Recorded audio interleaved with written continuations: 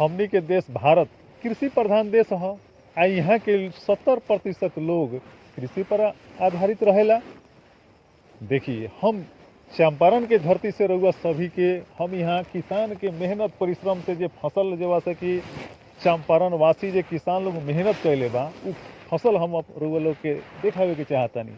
चलिए हमारा साथ है सब है फसल देखी ये कितना परिश्रम से कितना मेहनत से जवा से कि किसान बंधु लोग जवा से कि मेहनत करके देखिए है किसान भाई हमार कितना मेहनत से कितना परिश्रम से गेहूं के फसल उपजौले बानी यहाँ का।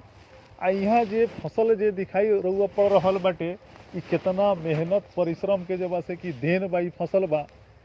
कितना मेहनत से किसान भाई लोग जब से कि मेहनत करके ई इतना सुंदर जब से कि गेहूं उपजौले बा लोग। बस एगो यही चीज़ के तकलीफ बा विशेष हो जाता कि घोड़पड़ास से इतना सुंदर लहलहात फसल घोड़पड़ास से जंगली पशु से जब से कि बहुत ही नुकसान हो रहा बा। इतना सुंदर फसल इतना मेहनत परिश्रम कैला के बावजूद किसान भाई लोग मेहनत करके उपजावता। इतना महंगा जब से कि मेहनत करके महंगा परिश्रम करके, लेकिन एगो सबसे बड़का ई दुख हो रहा बा कि घोड़पड़ास जब से कि आके सब जजात नुकसान कर देता किसान भाई के। ऐसे बड़ी आवश्यकता बाटे कि ई पशु के कोई ना कोई उपाय करके विभाग द्वारा ई किसान भाई लोग के फसल बचावे के कोशिश कइल जा, ताकि इतना मेहनत परिश्रम कैला के बाद ई फसल उपजता। बताइए में कितना मेहनत बा गेहूं के खाद में बीज में सिंचाई करे में, ओकरा बावजूद खाद पानी देवे में कितना तकलीफ बा। देखी रहुआ लोगन, अरे बहुत लोग के समाज में ऐसा सोच बा कि खेती करे में पढ़ाई लिखाई के क्या गरज बा। अनपढ़ भी आदमी खेती करे बोले खेती करला ला पढ़ाई के कोनो गरज नहीं के ना। ई धारणा सरासर गलत बा। खेती करेला भी पढ़ाई लिखाई बहुत ही जरूरी बाटे।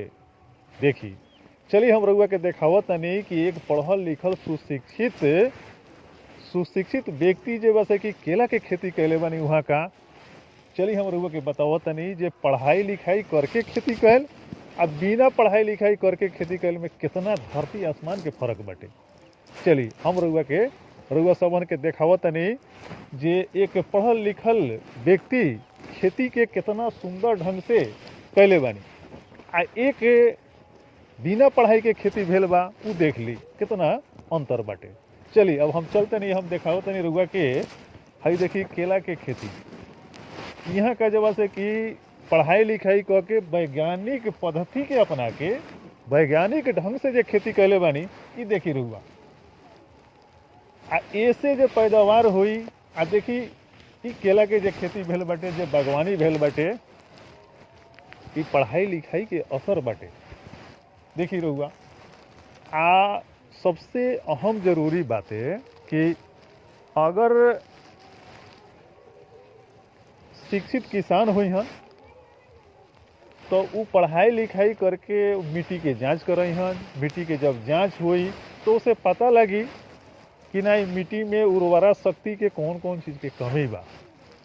आ जब कमी पता लगी तो वो आधार पर खेती हुई। ऐसे पढ़ाई लिखाई बहुत ही जरूरी बाटे। ऐसे किसान बंधु से भी प्रार्थना बा आग्रह बा कि अपना बाल बच्चा के जरूर से जरूर पढ़ाई सुशिक्षित बनाई। पढ़ाई की आवश्यकता हर क्षेत्र में बा। ऐसे सुशिक्षित किसान जब हुई हन पढ़ल लिखल जब लड़का सब पढ़ी लिखी तो खेती करे में भी पढ़ाई की आवश्यकता बा। चूँकि जब शिक्षित रही हन तो वैज्ञानिक ढंग से खेती करें। देखी कितना सुंदर जब से कि खेती भेल बाटे। इससे उपज भी अधिक आई। ऐसे किसान बंधु से भी आग्रह बा कि सब लड़का सबके पढ़ावला की गरज बा। जब शिक्षित हुई तब आदमी विकसित हुई। जब विकसित हुई तो एक बहुत ही कौशलपूर्ण जिंदगी आदमी जी सकता।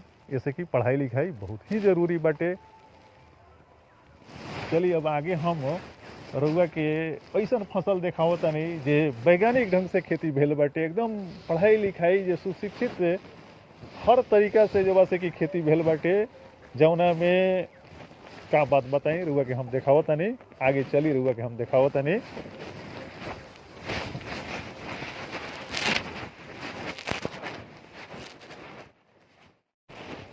चली देखी रउआ लोगन, इस सरसों के पौधा, ये सब तेलहन फसल बा। ये बताई कितना मेहनत परिश्रम से किसान बंधु यहाँ का बहुत ही तौर तरीका के अपना के वैज्ञानिक पद्धति से यहाँ का खेती कैले बनी। और देखी कितना सुंदर खेती जब से कि लहलहाता। लेकिन सबसे बड़का ई किसान के एगो बहुत बड़ा दुख दर्द भी बा इस चंपारण के किसान भाई के, कि इतना सुंदर मेहनत परिश्रम करके फसल लोग उपजावता, लेकिन जंगली जानवर जब से कि घोड़पड़ास से, नीलगाय से ये फसल जब से कि नुकसान हो जाता। ये किसान बंधु जब से कि बड़ा कष्ट में बानी।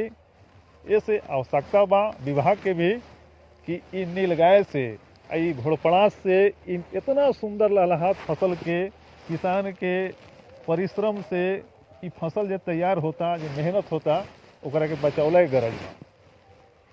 नीलगाय से आए दिन फसल नष्ट हो रहल बाटे। किसान कितनो जुगाड़ लगावता लोग, लेकिन बहुत ही कष्ट हो रहल बा। ऐसे नीलगाय से बचावल बहुत ही जरूरी बाटे।